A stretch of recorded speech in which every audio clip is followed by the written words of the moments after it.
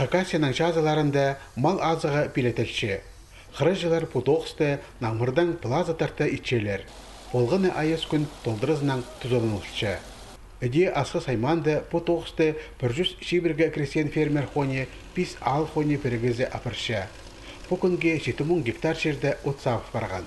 Мал азығы 4,300 тонна темел барды.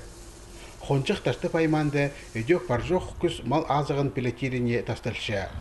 Бұқтыр аймақты бүкілі алзы от 7,000 тонна темнелген. Кресен фермер қонықтары оларының саны 44 жетші 6,000 тонна пилетенер. Ең келкім ал хоне перегізінің Ниваның үлізіне тезің 1,000 тонна келіскен. Пенігінге жарымына чет болдыз, 50% чет болдыз. Сақыс бар жылдағын чезді балаға, но бұл күнді от үйіне құры бол, ұчақсы сұлбан жылдағының асынақ бар. Но черіп бар, саңақшын бақа күндер тұршы, август, сентябрға от азған дені балаға.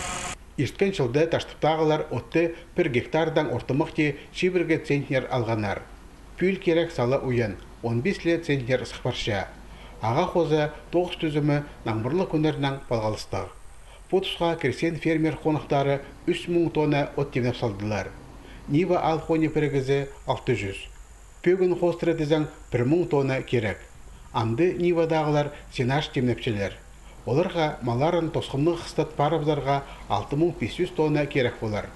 Бүгінге 2,000 тонна керіл барды. Ниваның ұстожызы Дмитрий Калининің шоғынан ал хоне перегізі пүл на комбайнға жидінген. Амды суланы паза отты сенашға сабары еледі айнықтығы баршы. Қырыда 2 комбайн жүрші.